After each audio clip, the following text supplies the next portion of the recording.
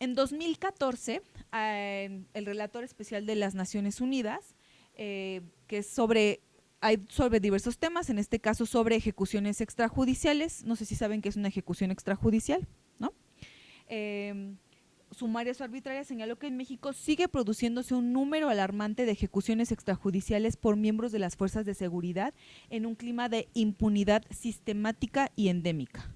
O sea, la impunidad ya es una enfermedad en este país. Y no solamente lo ha dicho el relator, lo han dicho de nuevo otras organizaciones internacionales, organizaciones nacionales y muchos grupos políticos también han aceptado que este es un gran problema. No solamente el tema de las ejecuciones, sino el tema de la impunidad sistemática y endémica.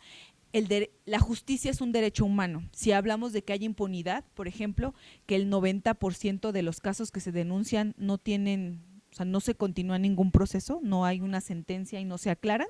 Estamos hablando de que el nivel de impunidad es muy grande, por lo tanto estamos en una sociedad donde el 90% de las personas cuando son víctimas del delito no gozan de ese derecho humano, ¿no? Y otro dato, la organización Reporteros Sin Fronteras ha calificado a México como el país sin guerra más peligroso del mundo para ejercer la profesión del periodismo. ¿Por qué? Porque en este país la libertad de expresión ya como profesión, o sea, porque no es lo mismo como que yo puedo en mi red social poner lo que yo pienso, a ejerzo el periodismo con rigor, documento, hago trabajo de campo, lo publico y al otro día aparezco muerto, ¿no? México es el país más peligroso para ejercer el periodismo y pensemos en derechos políticos más específicos, no los quiero espantar, pero las elecciones del año pasado a nivel político fueron las más violentas en las últimas décadas. No se había visto tantas muertes de candidatos en elecciones municipales y estatales. Hubo, creo que, si no me equivoco, alrededor de 400, o sea, que fueron víctimas de violencia, ya sea homicidio o algún otro tipo de delito. Entonces, tomar en cuenta esta realidad porque nos dice, hay cosas que sí tenemos, por ejemplo, lo que les decía, pues la libertad de reunión, aquí estamos, pero hay otras cosas que todavía hay que luchar por obtener, ¿no? Y que nuestros gobiernos son los encargados de garantizar el goce de esos derechos. Y bueno, el tema que nos trae aquí hoy no solamente es el tema de derechos humanos, sino también relacionado con la equidad de género. ¿Por qué creen ustedes que, digamos, a los organizadores de este evento les haya parecido, o de estas sesiones les haya parecido importante que hablaran no solamente de derechos humanos, sino de equidad de género?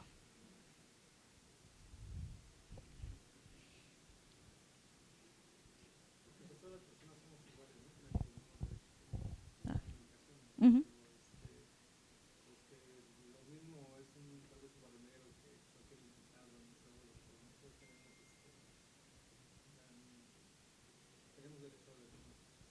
Sí, efectivamente, eso creo que siempre hay que tenerlo muy claro, ¿no? O sea, todas las personas, independientemente de nuestra profesión, de nuestro nivel socioeconómico, tenemos los mismos derechos. Por favor.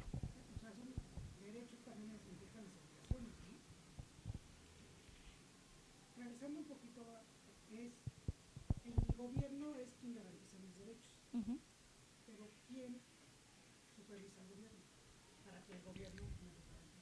Esa es una excelente pregunta. Generalmente se generan tanto al interior de los países como a nivel internacional organizaciones que se encargan de vigilar que los gobiernos cumplan con sus obligaciones. En México, ¿qué tenemos? A nivel nacional, la Comisión Nacional de Derechos Humanos, que se encarga de recibir, por ejemplo, nuestras quejas y hacer una investigación para determinar si hubo una violación o no. Con la reforma es que tienen esa deficiencia y es algo que a nivel internacional se sigue debatiendo, ¿no? Pensemos, por ejemplo, en la Corte Interamericana de Derechos Humanos. La Corte emite sentencias que son obligatorias para el Estado. Sin embargo, no tiene los dientes, los mecanismos para decir, bueno, llevas 2 años que no cumples con esta sentencia, esta va a ser tu sanción. Un mecanismo efectivo en la materia, o sea, a nivel penal, a nivel judicial, a nivel jurídico, pues necesita no solamente determinar las obligaciones, sino determinar las sanciones, ¿no? Tanto positivas como negativas. Entonces, ahí fallan desde los locales hasta los internacionales, porque no hay forma de… A nivel internacional siempre vamos a escuchar este argumento de, bueno, es que no nos podemos meter porque son asuntos soberanos del Estado, ¿no? Pero ahora ya tenemos un término que se llama responsabilidad de proteger, no sé si lo habían escuchado, que es como de, bueno, si la comunidad internacional, los otros países están viendo que en un país se están cometiendo graves violaciones a derechos humanos, tienen la responsabilidad de proteger a esa población porque su gobierno ya no lo está haciendo y deberían de intervenir, ¿no? Eso a nivel internacional. Y a nivel nacional, por ejemplo, en la reforma de 2011 lo que se hizo fue darle algunos dientes, no tan afilados, digamos dientes de bebé a la Comisión Nacional de Derechos Humanos para que, bueno, sus recomendaciones son, en cuanto se aceptan, son obligatorias. Y si una dependencia no acepta esa recomendación, porque ya cuando hablamos de que hay una recomendación, es que hay una investigación muy exhaustiva de un caso o de muchos casos que son emblemáticos sobre un tema. Por ejemplo, una recomendación sobre tortura en un penal. Posiblemente no sea una queja, sino sean cientos de quejas a lo largo de cierto tiempo, ¿no? Entonces, digamos que esta sentencia, esta recomendación se la emiten a la Fiscalía General de la República, por decirles una autoridad. Y la Fiscalía dice, no, pues yo no voy a aceptar esa recomendación porque pues no, o sea, lo que están diciendo ahí no es cierto. Entonces, lo que se le dio fue como la facultad al Senado de que ese titular tiene que ir al Senado de la República a explicarles a nuestros legisladores por qué no acepta esa sentencia. Y ese mecanismo fue muy novedoso en su momento, digamos, porque era como de, o sea, es una forma de rendición de cuentas, ¿no? Porque el Poder Ejecutivo va a rendir cuentas con el Poder Legislativo, sin embargo, de nuevo, ¿qué pasa si no comparece? ¿No? Entonces, ahí es donde… como decía el video, ¿no? Desde, por ejemplo, la sociedad civil, y no hablo de sociedad civil de organizaciones, sino más bien desde las personas, pues exigir obviamente ese tipo de modificaciones a nuestros legisladores o a nuestros gobernantes, ¿no? Que le den ese tipo de dientecitos a las instituciones que se encargan al final de vigilar que los gobiernos hagan su trabajo. Hay instancias internacionales, muchas veces el llegar a instancia internacional pega más en el prestigio y entonces como que al tratar de evitarlo, pues buscas que los mecanismos nacionales funcionen, ¿no? Sin embargo, hay casos en los que no.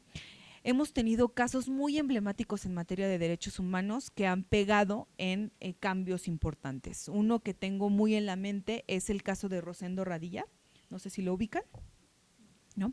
Bueno, Rosendo Radilla fue una persona con los movimientos guerrilleros en Guerrero, en los 70, si no me equivoco, fue una persona que fue desaparecida por el ejército. Hasta la fecha no se sabe dónde está su cuerpo ni su paradero. Entonces la Corte Interamericana emite una sentencia en contra de México porque dice, efectivamente, Rosendo Radilla fue una persona que fue desaparecida por el ejército mexicano y esa sentencia incluía que digamos, los temas dentro de la jurisdicción militar, cuando hubiera un civil de por medio, cuando no fueran asuntos de guerra, digamos, tenían que ser juzgados por el fuero civil. Entonces hay un cambio en el Código de Justicia Militar, donde ya los asuntos donde en la ecuación haya militar civil, se juzgan en el fuero civil, y si son militar más militar, pues se juzgan en el fuero militar, ¿no? Y esa modificación fue importantísima a nivel nacional, y así hay muchos otros casos. Por ejemplo, hay un caso que se llama de Campo Algodonero, no sé si lo han escuchado, que tiene que ver con las muertas de Juárez, los feminicidios. O sea, ahí también el gobierno mexicano ha tenido que hacer muchas cosas, y hay otras más recientes que tienen que, es el caso Alvarado, donde habla sobre igual desaparición forzada y ejecución extrajudicial en el gobierno de Felipe Calderón, donde habla particularmente de el papel de las Fuerzas Armadas en tareas de seguridad pública. Entonces esa sentencia dice, México estás obligado a que cuando tus Fuerzas Armadas participen en seguridad pública tienen que hacerlo de manera excepcional, en un periodo determinado, siempre comandados por la autoridad civil, y hay una serie de requisitos, ¿no? Entonces esas sentencias, pues muy reciente, y al mismo tiempo tenemos pues lo que estamos viendo actualmente en el tema de la presencia de Fuerzas Armadas en tareas de seguridad pública, ¿no? Entonces ahí, ¿cómo hacemos que nuestro gobierno cumpla esas sentencias, ¿no? sigue siendo un reto, pero sí hay instituciones que se encargan de vigilar que los gobiernos hagan su trabajo, ¿no? Eso sí, es cierto. Y en los estados hay, por ejemplo, la Ciudad de México tenemos la Comisión de Derechos Humanos de la Ciudad de México y así cada estado tiene su comisión y hay algunas organizaciones locales que también se encargan de esa labor.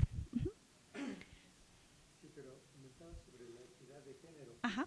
Y bueno, eso es algo, es un aspecto cultural, ¿no? Específicamente hablando de México. Y yo creo que hay reacción social por todo lo que pasa en el mundo y bueno, donde la mujer tiene un movimiento muy importante en estos temas, pero mucho depende de la cultura del pueblo del que se está hablando, ¿no? Y en México pues hay muchas discriminaciones en ese sentido.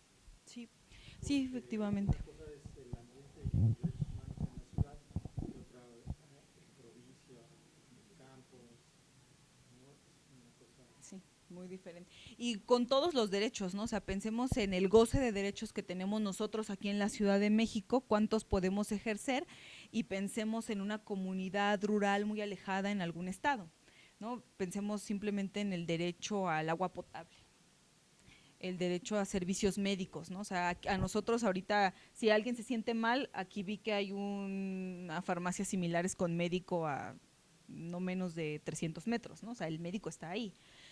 Pero pensemos en una comunidad rural donde el médico más cercano y además privado está a 2 horas de camino en automóvil, ¿no? Entonces son realidades muy distintas y obviamente ahí los gobiernos tienen un papel muy importante porque tienen que generar las mismas condiciones para toda la población. Eso es un reto muy grande, porque hablemos solamente en extensión territorial, no es lo mismo México que, por ejemplo, porque muchas veces nos comparamos con los países europeos, ¿no? Luxemburgo, no sé si han visto ustedes en el mapa, Luxemburgo es más chiquito que la Ciudad de México todavía, ¿no? Creo que la mitad. Entonces, hay muchos factores que influyen, pero sí, el tema cultural es muy, muy importante. Sí, y acá acudimos, bueno, acudimos a un proceso educativo.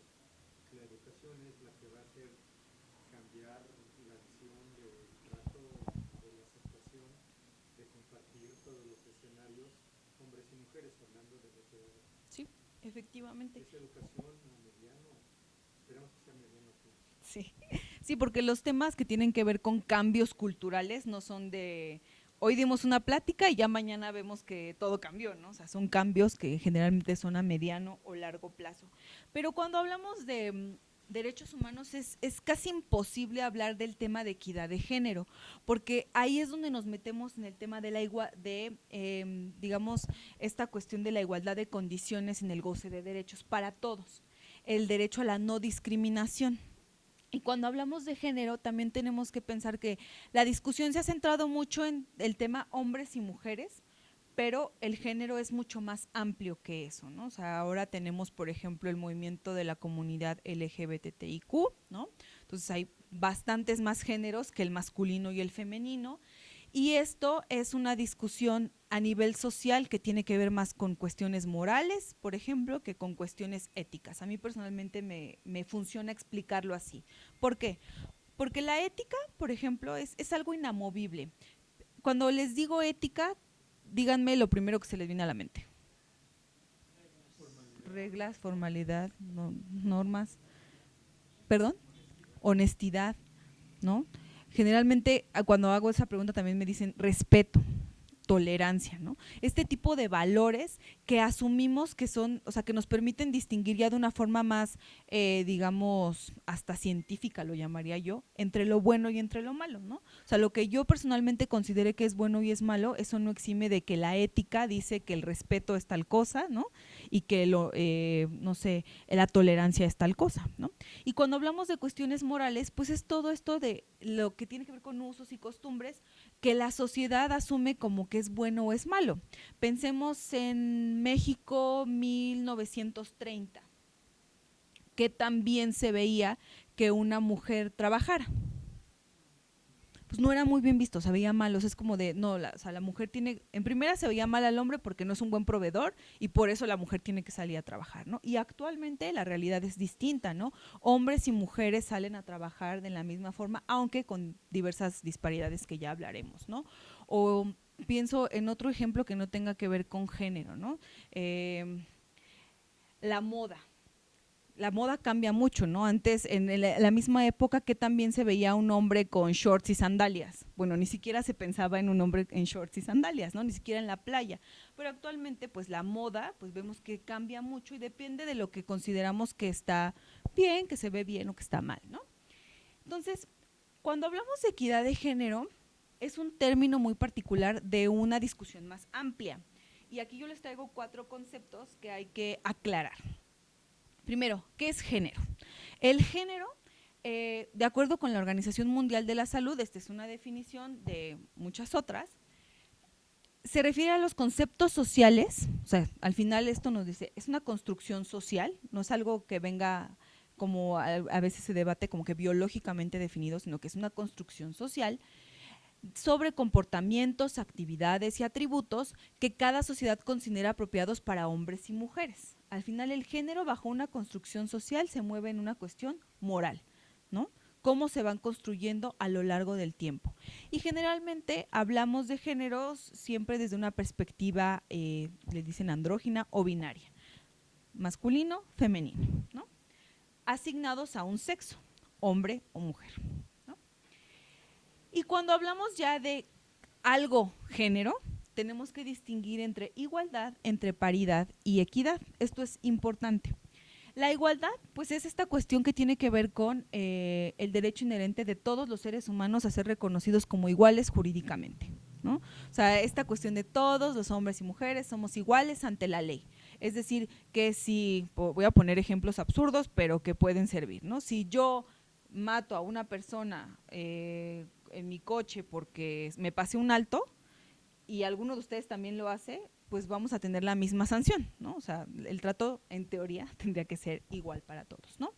Esto tiene que ser sin discriminación por el género, por la condición sexual, por la raza, por la creencia, nacionalidad o clase o cualquier otro motivo.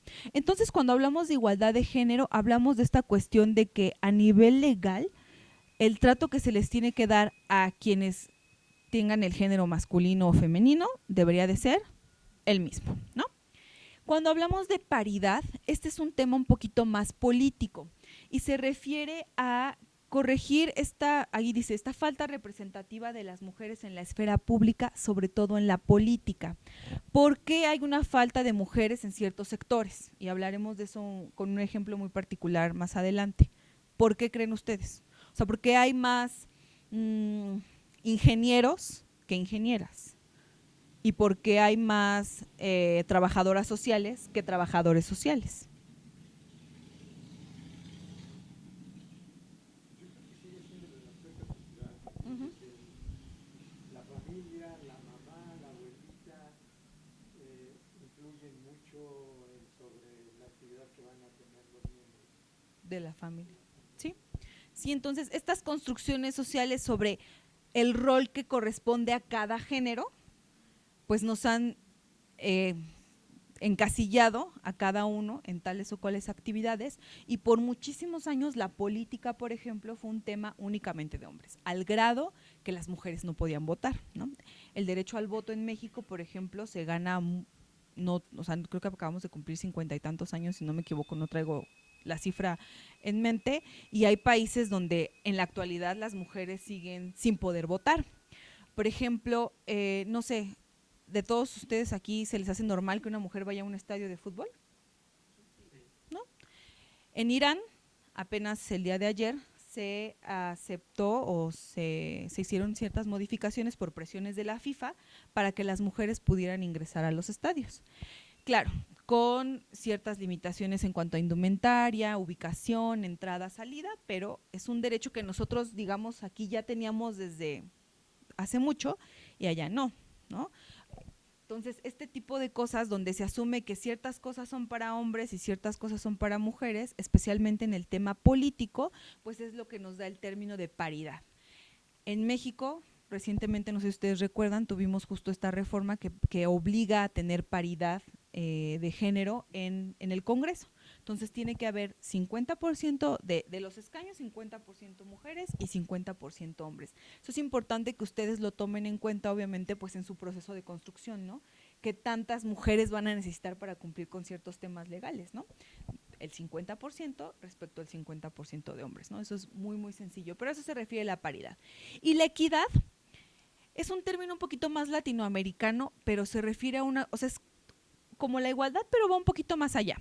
O sea, la equidad es un poquito, ahí les traje yo las imágenes, ¿no? La primera, igualdad, pues es como igual, el signo igual, ¿no? 2 es igual a 2, 4 es igual a 4. Aquí hombres somos iguales a mujeres en el tema legal. La paridad se refiere a esta cuestión, ¿no? La misma proporción de hombres, la misma proporción de mujeres, sobre todo en el tema político, pero la equidad es un poquito distinta. La equidad parte de la idea de asumir que hay ciertas desigualdades que se tienen que compensar. Y es esta imagen muy famosa que circula en redes, no traje esa en particular, pero hay una, donde están como un niño, bueno, un señor muy alto, otro más pequeño y un niño tratando de ver un fútbol en una valla. No sé si lo han visto. Y dice, igualdad es como a cada uno le das un cubo y el niño sigue sin poder ver. Y la equidad es darle al niño los 2 cubos que necesita para que alcance a ver a la misma distancia que las otras 2 personas. A eso se refiere la equidad. Es decir, analizas cuáles son las disparidades, las desigualdades entre, en este caso, los géneros, hablando desde una perspectiva generalmente, reitero, binaria, es decir, masculino, femenino, entre hombres y mujeres. Y sobre eso determinas lo que vas a hacer. Por favor. El término transversalidad, ¿a qué referiría entonces? La transversalidad de género. Cuando hablamos, eso tiene que ver más cuando hablamos de una perspectiva de género que está ligado justamente con la equidad. Es decir, cuando hablamos de que haya una transversalidad de género en las políticas públicas, eso quiere decir que su diseño tiene que estar hecho de tal forma que se pueda diferenciar las necesidades de hombres y de mujeres. Es un tanto eso, no sé si queda claro. Quiero buscar un ejemplo donde sea como sencillo. La transversalidad se refiere a que no únicamente pongas, por ejemplo,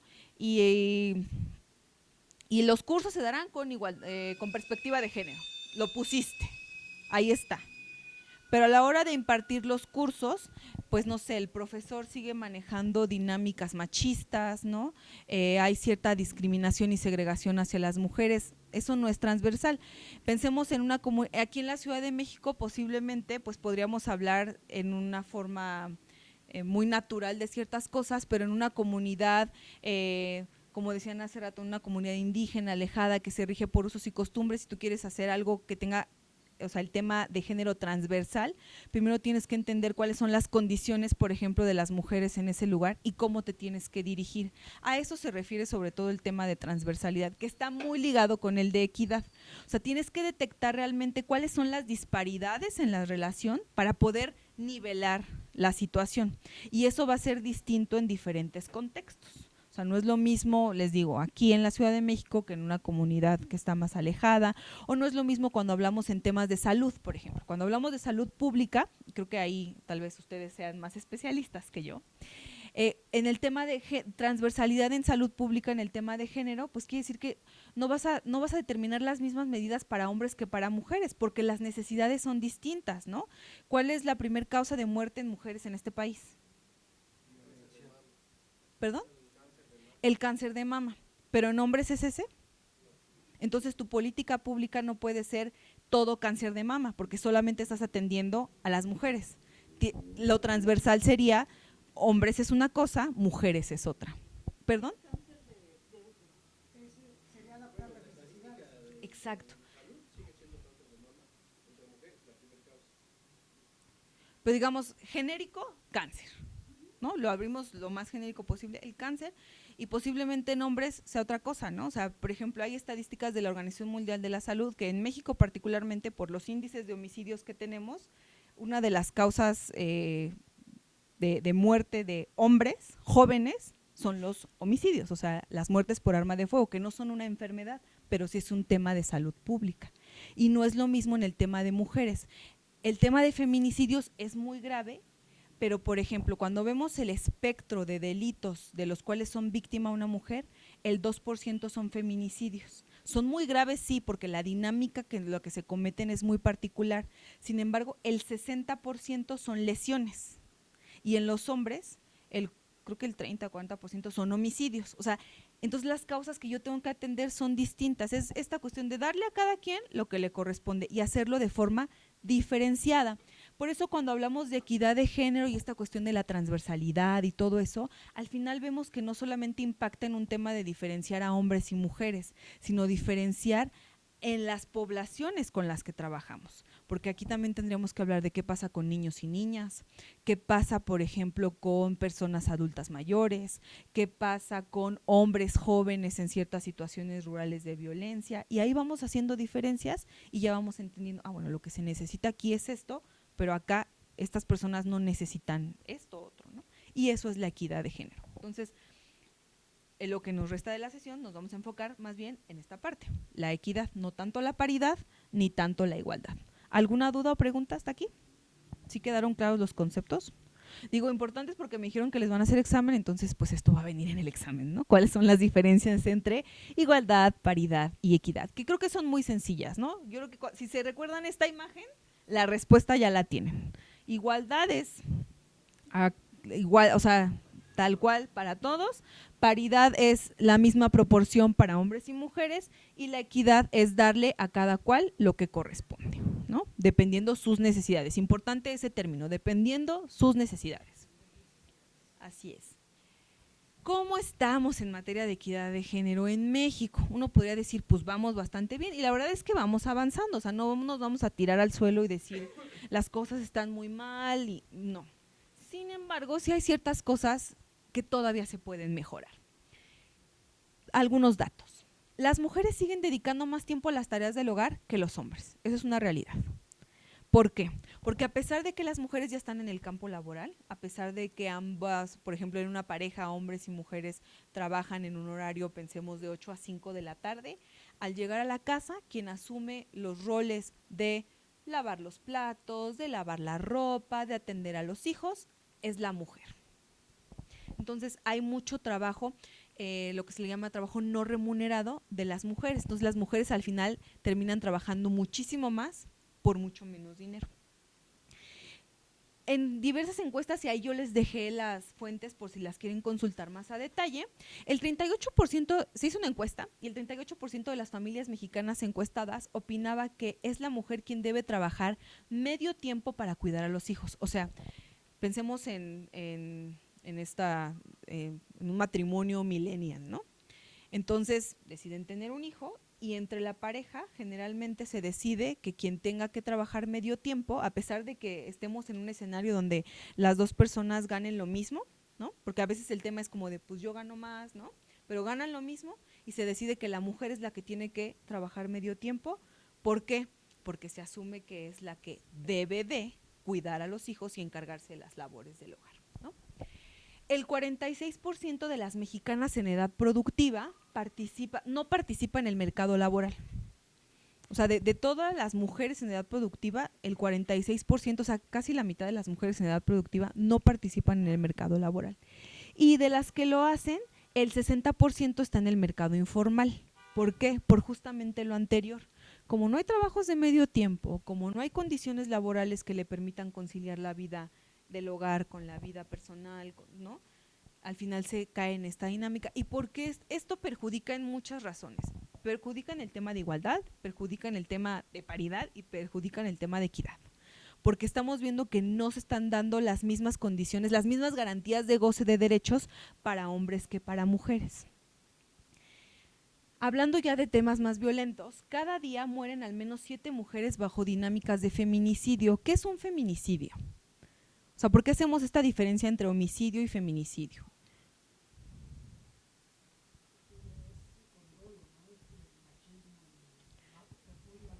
Exacto. Los feminicidios también tienen este nombre que se llaman como crímenes de odio y tienen que ver, o sea, el homicidio, todos podemos ser víctimas de homicidio. Yo pudiera ser víctima de homicidio, salir y hay un asalto y se me dispara. ¿Por qué se va a tipificar como homicidio? Pues porque no hubo, o sea, el acto no fue con la intención de quitarle la vida a esa persona por el hecho de ser mujer. Cuando eso sucede es un feminicidio. Hay países donde el requisito para que se catalogue como feminicidio es que la persona que perpetra el acto sea la pareja sentimental, si no, no es feminicidio. Sin embargo, los casos de las muertas de Juárez y muchos otros casos a nivel internacional nos dicen, el tema de los feminicidios no solamente es un tema con la pareja, es un tema que tiene que ver más con una concepción cultural de qué significan las mujeres. O sea, hay muchos análisis que yo les recomiendo que vean o que lean sobre las muertas de Juárez, porque decían, es que una de los modus podría haber sido, son mujeres que salen de la maquila a tales horas de la noche. ¿Por qué una mujer está trabajando y sale de noche de su casa? Y es la forma de como de poner las cosas en su lugar, lo pongo entre comillas, ¿no? Las mujeres no pertenecen en ese lugar y por eso sucede lo que sucede. Y eso es parte de esta cultura, llamémoslo como es, ¿no? Una cultura machista que no solamente es México, sino es América Latina, sino es el mundo. Justo hoy, mañana es el Día Internacional de la Niña, y hoy leía un artículo sobre la India, y donde hay una práctica donde si las mujeres van a tener una niña, para ahorrarse los problemas que implica otra mujer en el hogar, las llegan a enterrar vivas. A las recién nacidas las entierran vivas. O en la India tuvieron que prohibir desde 1994 los exámenes para conocer el sexo del bebé, porque cuando las familias sabían que era niña, abortaban o cometían actos para perder al bebé porque era niña, ¿no? Entonces, este tipo de dinámicas no son propias de México, son dinámicas mundiales y que justamente son construcciones culturales y sociales que han venido a lo largo de muchos años. Y como ya tenemos muchos años de rezago, pues claramente son muchos años que tenemos que recorrer para hacer estas modificaciones sociales, ¿no? Y al final, pues un dato que es muy sonado cada vez que se habla del tema de equidad o de igualdad. Las mujeres mexicanas ganamos alrededor del 35% menos que los hombres por los mismos puestos. Esto es una realidad. ¿Qué hacemos ante esta realidad? ¿No? O sea, yo les traigo ahí como datos, cifras, ahí están. Y cada uno de nosotros obviamente pues tiene sus experiencias personales respecto a estos temas, cosas en las que obviamente esta sesión no tiene el objetivo de que nos centremos en ellas, pero sí que reflexionemos un poco sobre estas cosas. Esta imagen a mí me gusta mucho porque también representa esta parte de la diferencia entre la igualdad y la equidad. La igualdad sería hombres y mujeres tienen una escalera para subir, ahí está, ¿no? O sea, hay una escalera aquí y una escalera acá. ¿Qué pasa con la equidad? Esta escalera es eléctrica y vas a llegar más rápido y esta escalera, pues no, ¿no? Hay otra imagen que buscaba y no encontré desafortunadamente, donde es esta imagen donde es como una carrera de atletismo y está el hombre con el camino libre listo para salir y la mujer tiene muchísimas, o sea, una serie de obstáculos, ¿no? El primer obstáculo, lavar los platos, el segundo obstáculo, lavar la ropa, el tercer obstáculo, cocinar, los hijos. Y entonces, pues, ¿cuándo va a llegar, no? El famoso techo de cristal, que le llaman también, ¿no? Y hay muchas otras cosas que suceden que nos hablan que tenemos mucho trabajo que hacer en el tema de equidad.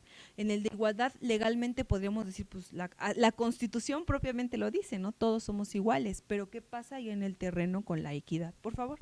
Bueno, volvemos a lo mismo, es cultural y eso mucho tiene que ver, las mismas mujeres se meten el pie con la educación de los hijos.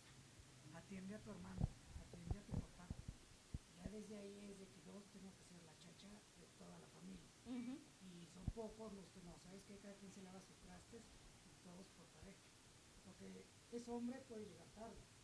Y tú como niña tienes que llegar a las 10. Sí. Pero eso es desde las mismas mujeres que se meten el pie. Sí, ahí es, digamos que es una construcción social que se ha ido dando del rol que tienen que tener justamente las mujeres en los hogares.